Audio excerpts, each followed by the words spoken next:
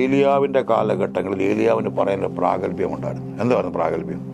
തീ കൊണ്ട് ഉത്തരമുള്ളത് ദൈവം. അത് ശരിക്കും ഒരു ചലഞ്ചായിരുന്നു അല്ലേ? അതുവരെ മൗനമായി നിന്ന മനുഷ്യരെല്ലാം, എല്ലാ ജാതി വിഭാഗങ്ങളും അവരെല്ലാം പറഞ്ഞു നല്ല വാക്ക് അല്ലേ.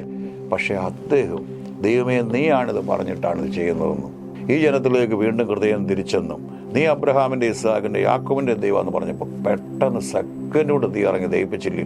അവർ വീണെല്ലാവരും പറഞ്ഞു യഹോവ തന്നെ ദൈവം. പറഞ്ഞില്ലേ? യേശുവിൻ്റെ അടുക്ക് പക്ഷപാതക്കാരനെ 4 പേര് ചുമ്മിക്കൊണ്ട് വന്നിട്ട് അവരുടെ വിശ്വാസം കണ്ട് കർത്താവ് ആദ്യം എന്താ പറഞ്ഞു? മകനെ നിന്റെ പാപം മോചിച്ചു തന്നിരിക്കുന്നു. പിന്നെ പറഞ്ഞു കിടക്കെടുത്ത് നടക്കാൻ. ഈ പാപം മോചിച്ചു തന്നിരിക്കുന്നതാണോ കിടക്കെടുത്ത് കർത്താവ്? ഏത് എളുപ്പം? 2 എളുപ്പമല്ല. 2നും കർത്താവ് ക്രൂശിൽ വില കൊടുത്തു. അപ്പം അവരുടെ മുമ്പിൽ 4 പേര് ചുമന്നുകൊണ്ട് വന്നവൻ അവരുടെ മുമ്പിൽ നടന്നു പോകുന്ന കണ്ടപ്പോൾ അവനെ ഓർത്ത് ദൈവത്തെ എന്ത് ചെയ്തവർ മഹത്വപ്പെടുത്തി. ഇതുപോലുള്ള കാര്യങ്ങളിൽ നമ്മുടെ സഭകളിൽ പാരമ്പര്യങ്ങളെ നമ്മൾ മുറുകെ പിടിച്ച് ദൈവവചനം മാത്രം മതി എന്ന് പറഞ്ഞ് അതിനോട് വേറെ ഒന്നും വേണ്ടാന്ന ലെവലിലേക്ക് വന്നു. പരിശുദ്ധാത്മാവിനെ കെടുക്കരുന്നുണ്ടല്ലേ. നമ്മുടെ ജീവനുള്ള ദൈവം നമ്മൾ പറയുമ്പോൾ പ്രൂവ് ചെയ്യേണ്ട ആവശ്യകതയുണ്ട്.